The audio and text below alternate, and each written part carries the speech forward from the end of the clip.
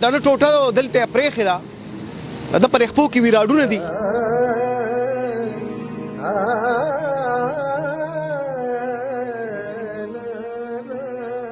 دې ټوله شپه په دغه یخه یخنۍ کې پروت دي دغه ځای کې دا بسترې به مونږ اچو خو دلته پوډریان نشي ظالمان دي نه بسترې مې اوس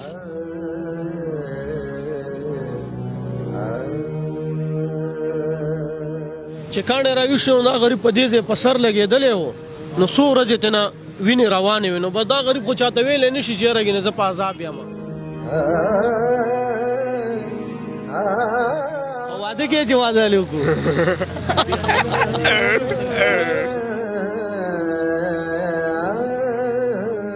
څوک به داسې چا به راشي او دا ماشوم به بوځي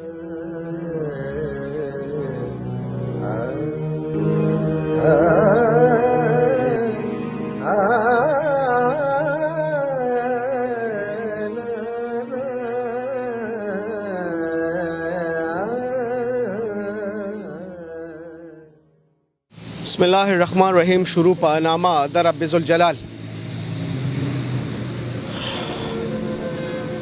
قدرمنو چې کله انسانیت پر جیدو شي نو بیا سپي راځي او هغه ځای نیسي کوم چې د انسان ځای وي او همداسې چې دا هلک چې د 2 میاشتو راسې د چادرنه ټوټه دلته پرېښې ده د پر خپو کې ویراډونه دي دلته څوک خوراک ورکوي زه پرون خبر شوم ځکه چې زه د پمپ ته راغلی ما وې زه به سبا راځم قدرمنو دې سره دونه پیږي چې زه وږیم او ګوره دې تاسو ته خپله خپه هم ښیي چې زما په دې خپه کې درد دی د ده په دې خپه کې راډونه لګېدلي قدرمنو دې خپلې بسترې له نشي راتلی نو ځکه د لارو سپي او کوتري د ده په بستره قابض دي قدرمنو سوچ وکړئ چې د یخنۍ اوږدې یو یخې شپې یو انسان د سپو کوترو سره هم په دې سړک لوغړېږي قدرمنو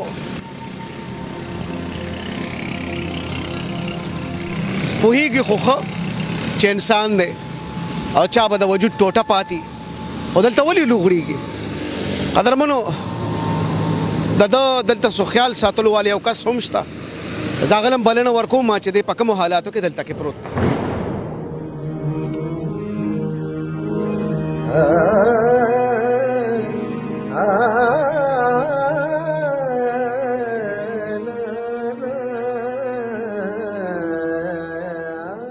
څنګه چلې باچا شکر دی جی تاسو ښه صحت هم ښه پکې غږ وکړو دغه سرګي والدې پهلوان مې ډېر خیال ساتي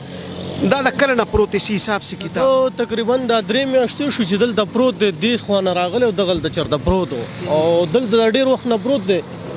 بس دا روټۍ موټۍ والا دا پمپ والا ورګوي نور خدمت یې مونږ کوو دغه بستره د غریب متیازې ډکې تشې دا دواړه کمیز پرتوګ لګوي نې ټایم د څښا وي